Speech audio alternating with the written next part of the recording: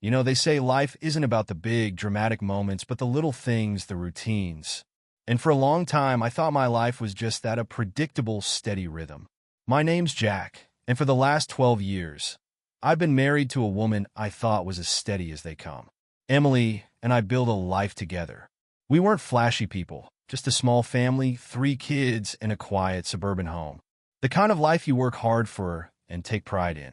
I'm a heavy equipment mechanic, the kind of job where your hands are never clean, and you come home bone-tired most nights. It's long hours, and sometimes it felt like I was spending more time with wrenches and engine parts than with my own family. But I like knowing that what I did kept food on the table and a roof over our heads. My 3 kids, Anna, who's 11, Ben at 8, and Tommy, our youngest at 7, they're what keep me going. Every laugh, every story they'd share around the dinner table, that's what mattered to me. And I always figured it mattered to Emily too. Emily and I were partners, or at least that's what I thought. I believed she was my rock, someone who kept things steady when life got messy. We had our routine, our inside jokes, our moments where we just look at each other and share a small smile. I thought I was lucky to have a woman like her by my side, someone who seemed content with the life we'd built with me. So, when she told me she was planning a cabin trip with her sisters, just 3 days up at Lake Minnetonka, like they did every year, I didn't think twice. It was a family tradition, a break from our everyday lives. Emily always came back refreshed, happy, like she'd come back to herself, ready to dive back into the daily grind. But this year, things went a little differently. I've been working a brutal schedule for months, trying to catch up on some overtime. But right before she was set to leave, my foreman came up and told me I'd earned myself a week off. I saw this as the perfect chance to join her and her sisters, spend a few days relaxing by the lake.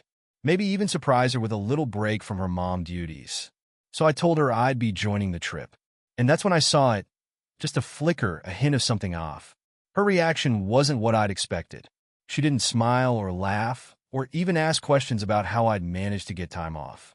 No, she just looked at me almost blankly for a second, and then forced a smile. It was a weak smile, the kind you give when someone tells a joke you don't find funny. I told myself it was nothing.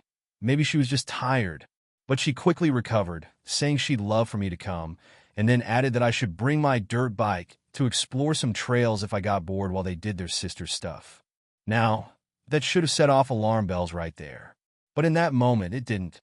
I chalked it up to her wanting a bit of sister time, maybe thought she just needed some space. And maybe that's all it was, or maybe that was the first crack. But as the days went by, something was gnawing at me. Emily kept glancing at her phone like it was a lifeline, and she started doing this thing where she'd be at her laptop. And as soon as I walked in, she'd close it just a little too fast. I shrugged it off, told myself I was just being paranoid. But still, that feeling stayed with me like an itch that wouldn't go away. What I didn't know at the time was that this little trip, this family tradition, was going to reveal something I never saw coming. Something that would shake the very foundation of our family. But I wasn't ready to confront her yet. No, I was going to wait and see. Because if there's one thing I've learned, it's that sometimes the truth comes to you when you're quiet, when you're patient, and when you stop looking at things through rose-colored glasses. After that strange reaction, I couldn't shake the feeling that something was off. Maybe it was nothing, but for some reason, Emily's suggestion that I take my dirt bike and find something to do while she and her sisters had their time felt forced. It was like she was trying a little too hard to keep me busy, keep me away. Normally, she'd love the idea of us all together as a family. But this time, she just didn't seem thrilled. I started watching her more closely after that, noticing things that I wouldn't have thought twice about before.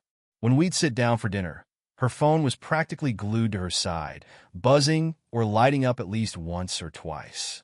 She'd glance at it, maybe type something back, and then set it down again, face down on the table.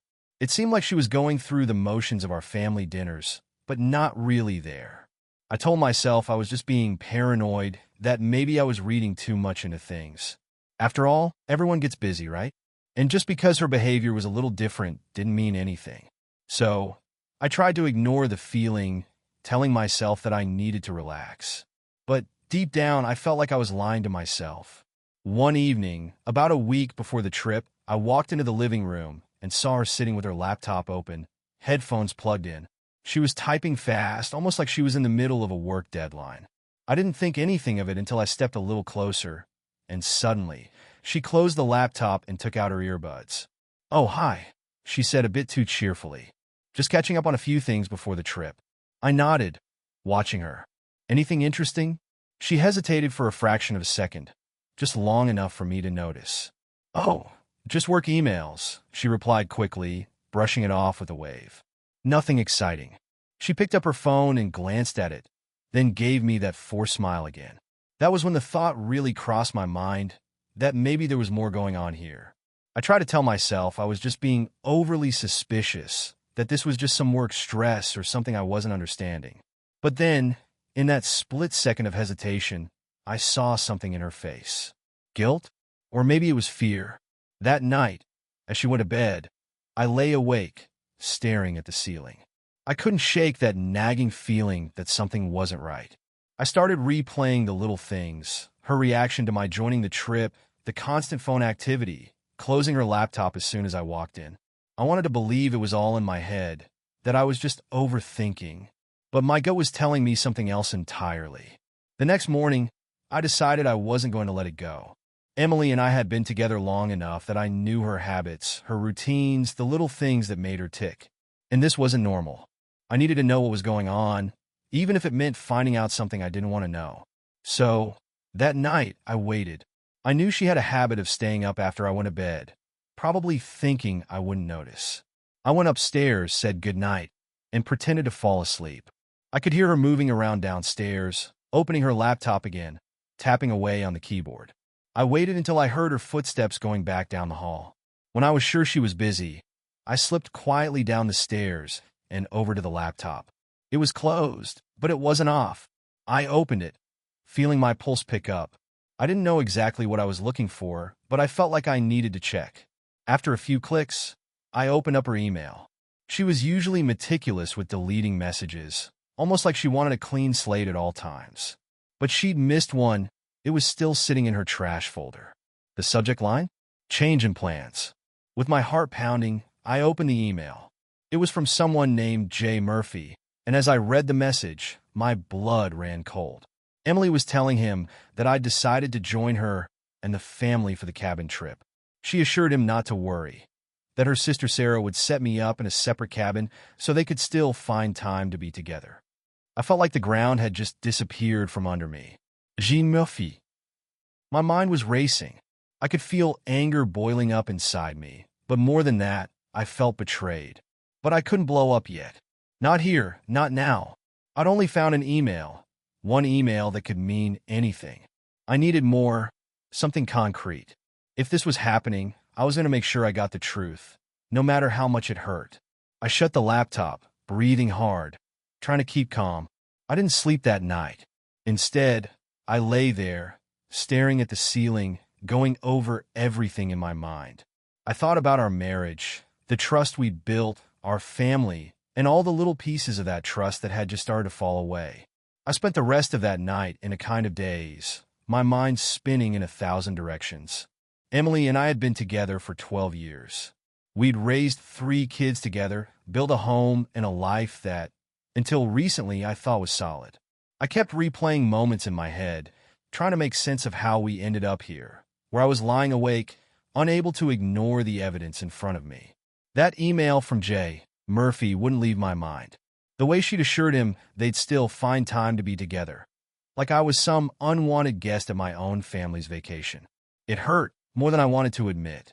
I could still hear her laugh, see her smile, still remember the way we'd made promises to each other all those years ago. But those memories seemed distant now, tainted by the knowledge that she might have been lying to me for God knows how long. The next morning, I was on autopilot. I went through my routine, acting like everything was normal, even though it was anything, but I'd already made up my mind. I was going to find out who this Jay Murphy was, no matter what it took. Emily was in the kitchen, making breakfast for the kids when I came downstairs. She looked up, giving me that same forced smile. "Morning, hon," she said, her voice just a little too cheerful. "Morning," I replied, keeping my voice steady. I didn't want to give anything away, not yet. She poured herself a cup of coffee, then grabbed her phone, checking it like she couldn't be away from it for more than a few minutes. I watched her out of the corner of my eye, feeling a mix of anger and sadness. This was the woman I'd trusted with everything, the mother of my children. And now, every little move she made felt like a lie. After breakfast, I headed out to the garage, using the excuse of cleaning out some old boxes. But what I was really looking for was something that could help me piece together who this Jay Murphy was. I racked my brain, going over everything I knew about Emily's past. I thought back to the early days when we'd first met, when she'd told me about her high school friends, her old relationships, the people she used to know. Then it hit me, Jake Murphy. She'd dated a guy named Jake Murphy back in high school. I'd seen his name on old photos she'd saved from her school days. She hadn't mentioned him in years, but he was the only person I could think of with those initials. I felt a knot form in my stomach as I realized that Jay Murphy might not be some random stranger, but someone from her past, someone she'd once been close to. And now, it seemed, someone she might be seeing again. I needed to confirm it, though. I wasn't about to confront her with only a vague suspicion. So, that afternoon, while Emily was out running errands, I dug around in the attic. I found her old yearbooks, the ones she'd insisted on keeping for nostalgia. I flipped through the pages, my hands shaking slightly as I searched for his name. And there he was, Jake Murphy. Tall, athletic-looking, with that cocky smile that hadn't meant anything to me before, but now seemed to mock me from the page. I recognized him from a few old pictures, the ones Emily had pointed out once, saying they were just old friends. I stared at his face, my mind racing with anger, jealousy, and a feeling of betrayal that ran deeper than I'd ever felt. For the next few days, I kept my routine as normal as possible, but inside, I was boiling. Emily was getting ready for the trip, making calls, packing things up, going on about how much she was looking forward to spending time with her sisters. And every time she said it, I had to bite my tongue to keep from saying something I'd regret. I wasn't going to lose control. Not yet. The night before we were set to leave for the cabin, I decided it was time to put a plan in motion. I'd already made arrangements with my boss to keep things quiet about my vacation.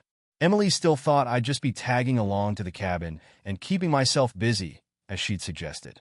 But what she didn't know was that I'd set up a way to catch her in the act.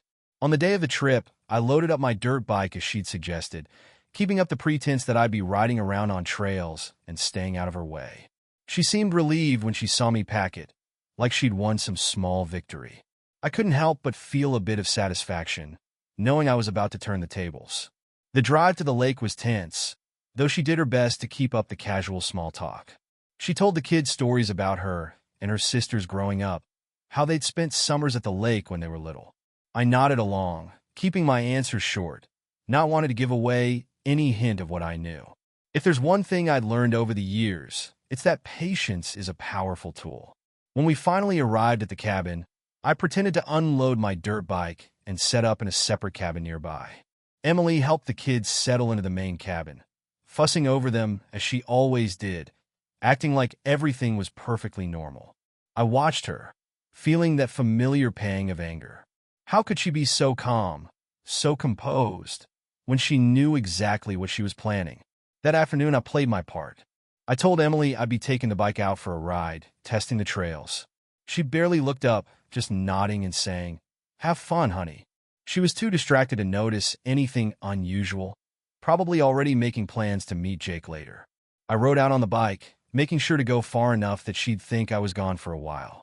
But after about 10 minutes, I doubled back, parking it behind a grove of trees. I walked quietly, cutting through the woods until I was close to the cabins again. I found a spot where I could see without being seen, hidden by a thick cluster of trees. About 20 minutes later, I saw her. Emily walked out of the cabin, glancing around as if checking to see if anyone was watching.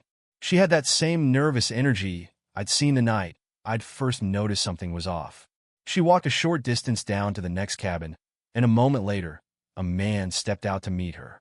Even from where I was standing, I could recognize him. Jake Murphy. His face hadn't changed much from the old yearbook photo.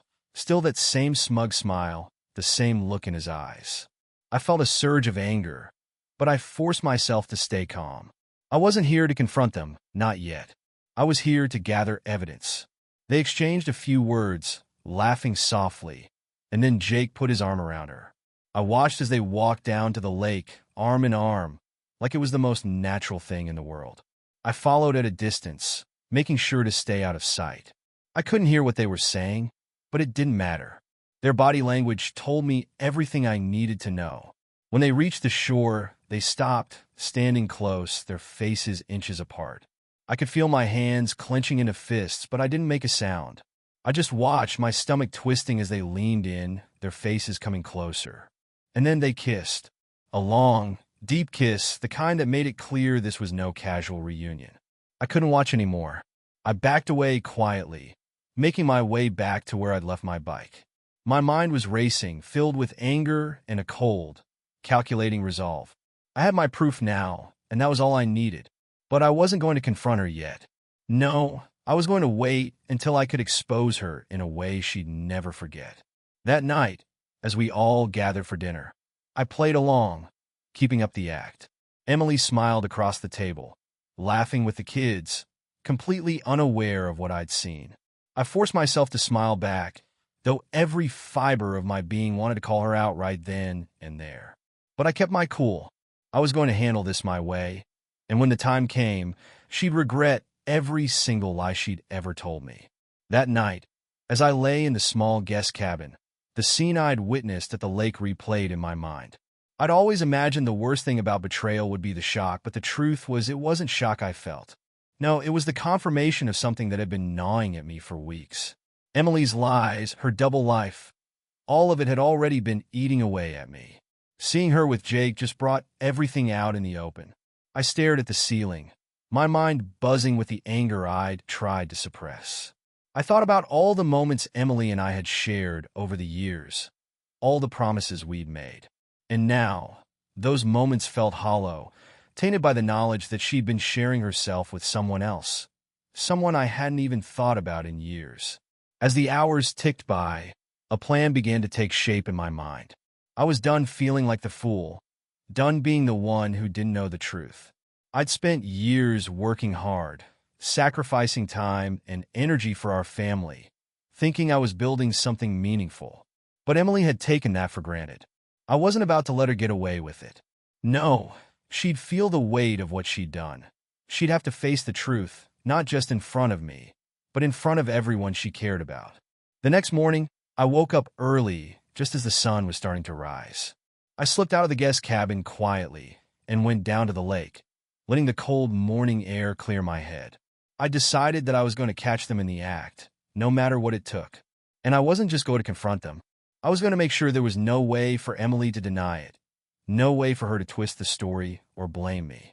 After breakfast, I told Emily I'd be taking the dirt bike out for a long ride. She barely looked up from her coffee, just nodded and said, "All right, be safe." The indifference in her voice made my blood boil. She didn't even care that I was gone. She was probably just glad to have me out of her way, so she could sneak off with Jake. I spent the first part of the morning riding the trails, letting the roar of the engine drown out my thoughts. I needed the ride, needed the physical release to burn off some of the anger building inside me. But after an hour or so, I circled back to the cabin and parked the bike in a thicket a short distance away, where it couldn't be seen. Quietly, I made my way back to the cabins, keeping to the trees as I moved. I knew I'd have to be patient, that I couldn't rush in and risk giving myself away. So I found a spot near the main cabin where I could see the path down to the lake and waited. About an hour later, I saw her. Emily stepped out of the cabin, glancing over her shoulder before making her way down the path. She was wearing a sundress, one of those light, flowing ones she used to save for special occasions. And she had a different look on her face, one I hadn't seen in a long time. She looked happy, almost giddy, like a girl sneaking out to meet her high school crush. It made me sick to see her that way, knowing that happiness wasn't because of me or our family. It was because of him. I waited until she was out of sight before I followed, moving quietly down the path. I timed it just right, staying far enough behind to avoid being spotted, but close enough that I wouldn't lose her. She made her way down to the lake, and sure enough, there he was, Jake, waiting for her. They greeted each other with a hug, one that lasted a little too long. Then they sat down on a bench by the water, talking softly, laughing in that easy, familiar way that made me realize just how deep this betrayal went. They weren't just two people having a fling. They were two people who shared a history, a connection that made me feel like an outsider in my own marriage. I stayed hidden, watching, waiting. My hands clenched at my sides as I fought the urge to confront them right then and there. But I knew I had to wait. I had to gather evidence, something undeniable. So, I pulled out my phone and started recording, capturing every laugh, every touch, every stolen glance between them. It wasn't clear video, but I didn't care. I just needed the audio, the proof of their intimacy, something that would speak louder than any excuses she might make later. As I listened to them talk, I felt a strange sense of calm settle over me. There was no denying it now. Emily and Jake were having an affair, and they didn't even care that they were doing it right under my nose. They thought I was out riding trails, oblivious, while they carried on as if I didn't exist. They talked about their plans for the day, how they'd meet later in the evening for a private swim, once the kids were asleep. I felt a surge of rage, but I forced myself to stay silent.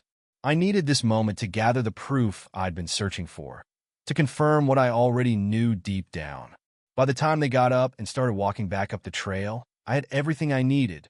I watched them part ways, each heading back to their respective cabins like nothing had happened. I slipped away quietly, taking the long way around so they wouldn't see me. When I got back to the guest cabin, I played the recording, listening to their voices, letting their words sink in. The evidence was undeniable. And now, it was time for them to face the consequences. That evening, I decided to set the stage for my own version of a family gathering. I told the kids we'd be having a bonfire down by the lake, something they'd always enjoyed on previous trips.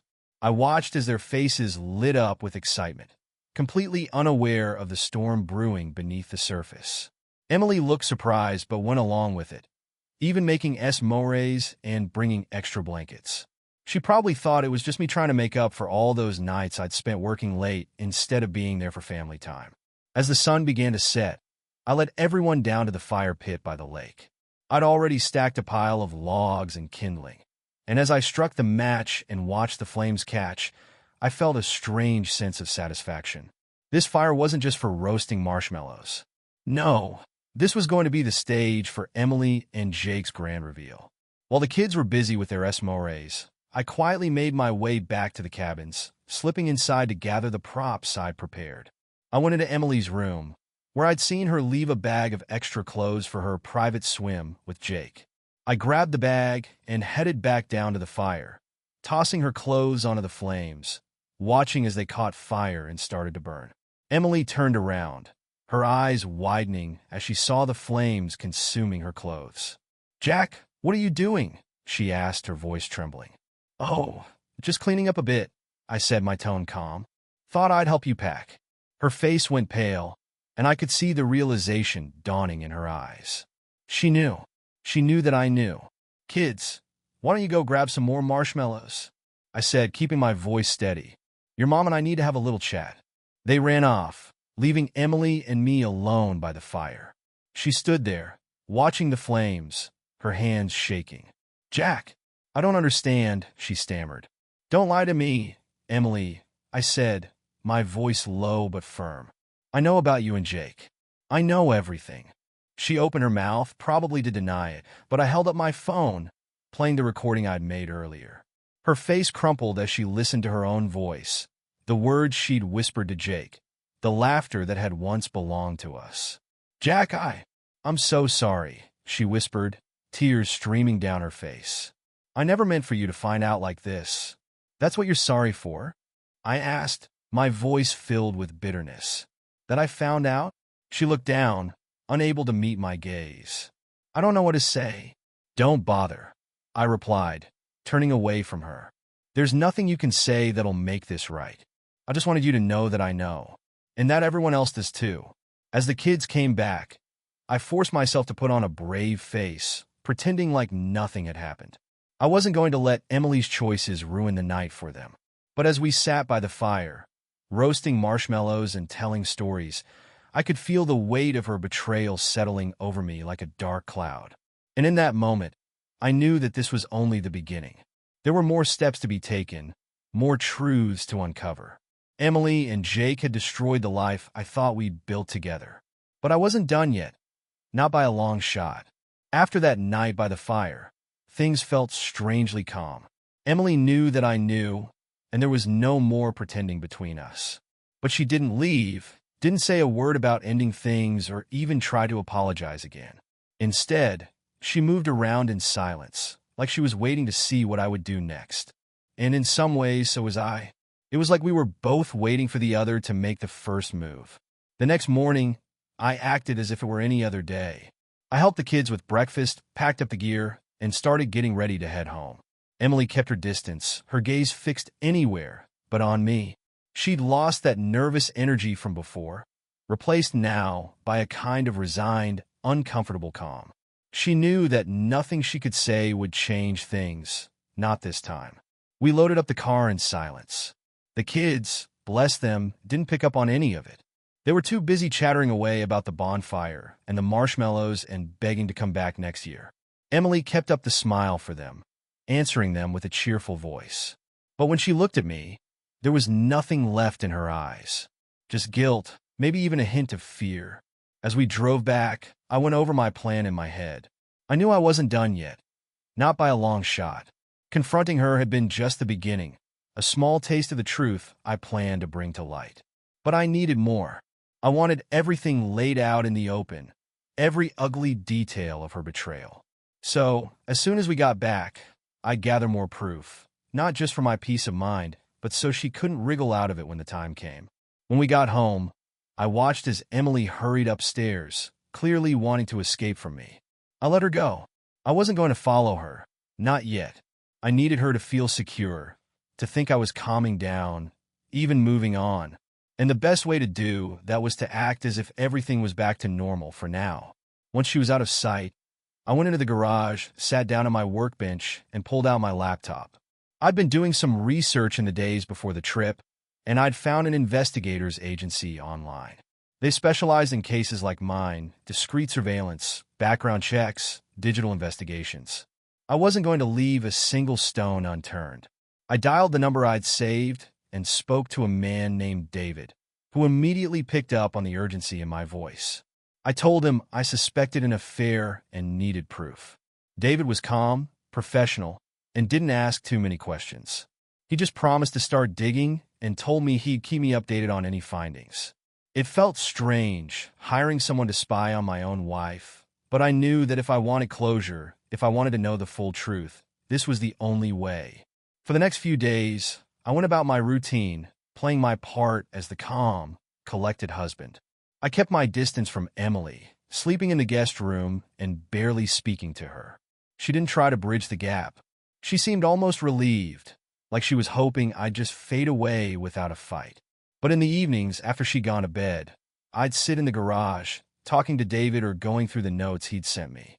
He was thorough, more thorough than I'd expected. Within days, he'd traced Jake's address, confirmed his phone number, and even hacked into his email account. I knew it was morally questionable, but at this point, I didn't care. I wanted every last detail. One night, David sent me a series of screenshots from Jake's email. As I scrolled through the messages, I felt my heart sink. There were dozens of emails between him and Emily, messages dating back months, possibly even years. They planned weekends, shared inside jokes, talked about things I had no idea were happening right under my nose. It was as if they had an entire secret life together, a world I didn't even know existed. The worst part was the photos. David had found a folder in Jake's email labeled Lake Memories, and it were pictures of them together from our family trips to the cabin. He must have been sneaking up to meet her, taking the same trails, the same lakeside walks she and I had once shared. They'd recreated our memories, twisted them into their own. Seeing those photos broke something in me, something I wasn't sure would ever be whole again. As the days went on, David sent more and more details.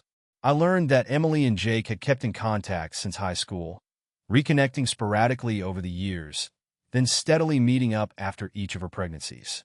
It was like she'd never really let him go, like he'd always been there, waiting in the background. And I was the fool who'd been none the wiser, the one holding the family together while she lived this double life. With every new piece of information, I felt the anger growing.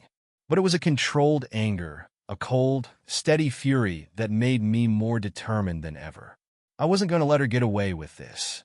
I'd given her everything, my time, my energy, my loyalty, and she'd thrown it all away for some cheap thrill with a guy she hadn't let go of since high school. But I didn't just want to hurt her. No, I wanted to make her see the full weight of what she'd done, and I wanted her to feel it publicly. So I started planning my next move, taking careful steps to make sure that when the time came, I'd have everything ready. One evening, I sat down with a list of our shared accounts and assets.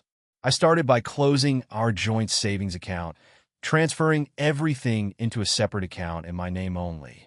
I was careful to leave a small amount, just enough for her to think it was still active but nothing substantial. Then I canceled her credit card on my business account, along with any other shared lines that could tie us financially. After that, I began documenting everything: screenshots, emails, David's reports. I saved them all to a secure drive, something that I could show in court if it came to that. This wasn't just about revenge. This was about making sure that when I walked away, she'd be left with nothing more than the ashes of the life she'd tried to burn down. But there was one more step I needed to take, something I knew would be the final blow. I hadn't thought much about it before, but as I stared at the emails and photos, the question crept into my mind. Were the kids even mine? I didn't want to think that way, didn't want to doubt my own children. But Emily had shown she was willing to lie, to keep secrets. And if she'd been with Jake during each of her pregnancies, there was a real chance that at least one of them wasn't mine. I called the DNA testing clinic the next day, scheduling an appointment. I felt sick doing it, felt like I was betraying my own family. But the truth was, I couldn't let myself live with doubts. I needed to know, once and for all, where I stood.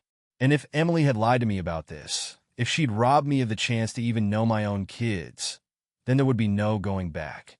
A few days later, I received a call from David. He tracked down more emails, photos, and even old social media messages between Emily and Jake, dating back years. The extent of her deception was staggering, and with every new detail, I felt myself growing colder, more detached. This was no longer the woman I'd married, the mother of my children.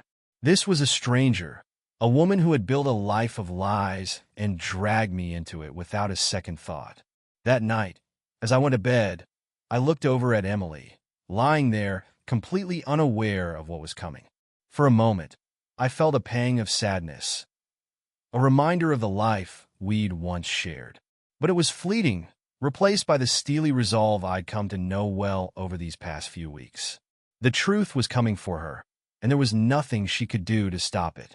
The days blurred together as I went through the motions, keeping up the facade of normal life while everything behind the scenes came together. David continued sending me updates, each new piece of evidence digging the knife a little deeper. It was amazing how much Emily and Jake had left behind, like they thought I'd never see it or never suspect. Every message, every photo, every memory they'd shared had been saved like some kind of twisted trophy of their betrayal. I'd built my life on faith and trust, but they'd built theirs on lies. The DNA test was scheduled, and I'd swabbed the kids' cheeks on a night when Emily was working late, a business dinner she claimed was with her boss. I couldn't even pretend to believe her anymore. While she played her games, I kept my calm, determined to find out the truth, no matter what it cost. One evening, I finally pulled the kids aside for a talk, a carefully worded conversation that wouldn't raise their suspicions, but would give me an excuse for what was coming.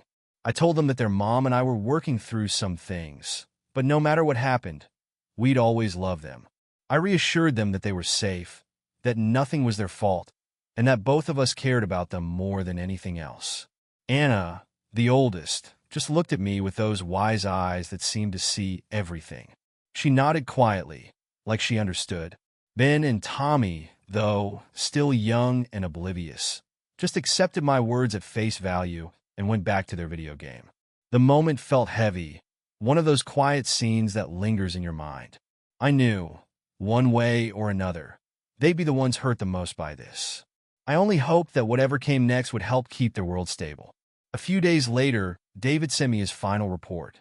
He'd uncovered everything he could find on Jake and Emily's long history, neatly summarized in a file that read more like a novel than a report.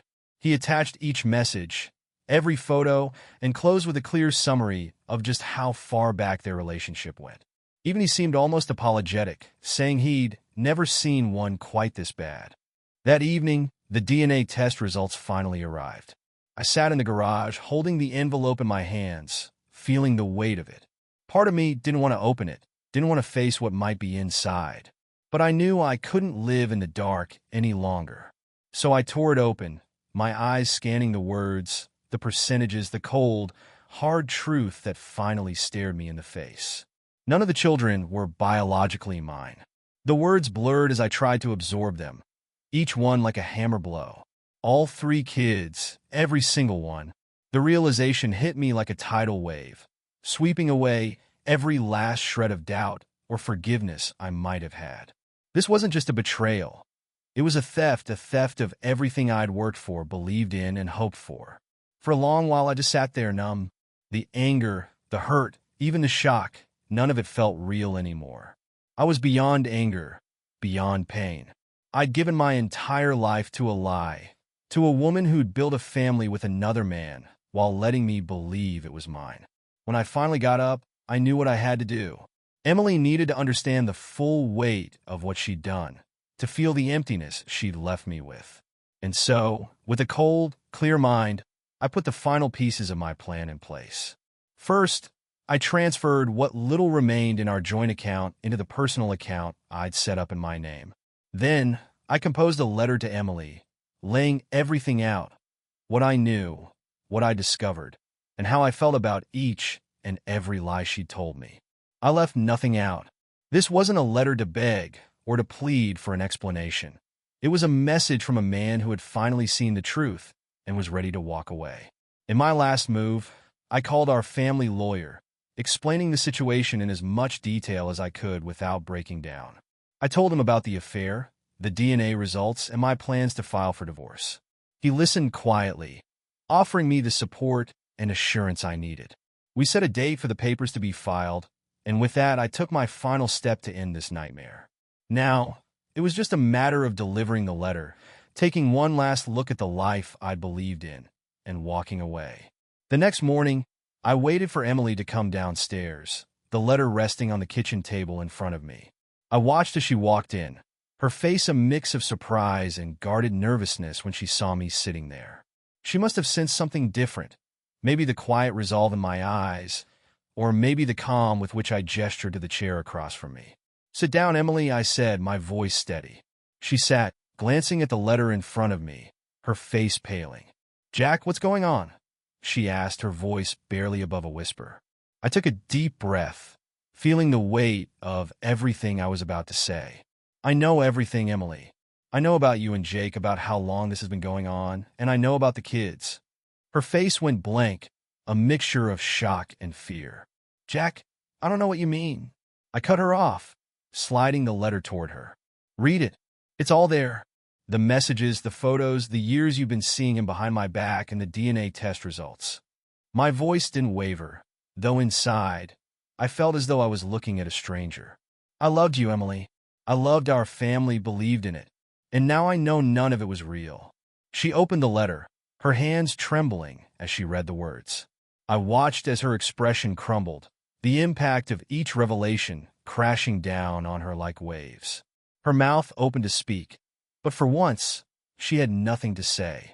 There was no excuse, no lie she could tell that would undo the truth. Tears began streaming down her face as she finally looked up at me, desperation in her eyes. "Jack, please, we can fix this. The kids, they still need you. You're their father." I shook my head, my own pain pushing me to hold firm. "No, Emily. I've been the man in their lives, but I'm not their father. And you're not the woman I thought I married." I stood up, feeling an immense weight lift from my shoulders. "I'm filing for divorce, and I'm leaving. You made your choices, and now I'm making mine."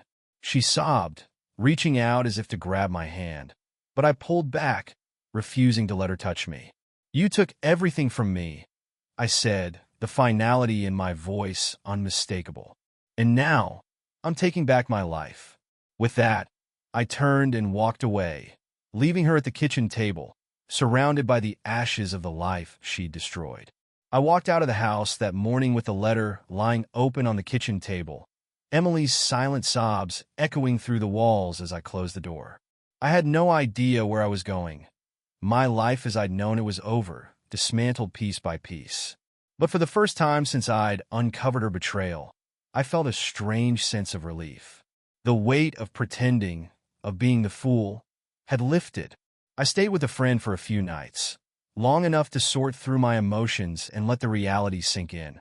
In the quiet, I kept replaying the life I thought I'd had with her, comparing it to the life she'd secretly been leading. I thought about the children, all the moments we'd shared. They weren't my blood, but they were still mine in so many ways. And no matter what had happened, they deserved more than the mess Emily and I had made. A few days later, Emily reached out, pleading for a conversation, saying the kids missed me. I didn't want to talk to her. I didn't know if I'd ever be able to again. But the kids, well, they were innocent. They didn't ask for any of this. So I agreed to meet her one last time. We met at a park, a neutral place where we could keep things calm for the kids. They ran to me, laughing and playing, just like always, as if nothing had changed. And as I held them, the truth of the situation hit me all over again. I loved them. No DNA test would change that. I was their dad, and I knew, as painful as it was, I couldn't just walk away from them. I owed them a stable life. When Emily approached, she looked different, like the weight of her lies had finally caught up with her. She started to say something, an apology maybe, but I stopped her. This isn't about us anymore, Emily. This is about the kids. I kept my voice even but firm. We're going to share custody, but I'll never go back to that life with you. The marriage is over. She looked down, nodding, her eyes filled with regret. I'm sorry, Jack. I'll never be able to make it right, but thank you. Thank you for being there for them. I didn't respond. There was nothing left to say. Over the next few months, I moved into a modest apartment across town, close enough to see the kids regularly and be there for them. We settled into a new routine, and little by little I started to find my footing again.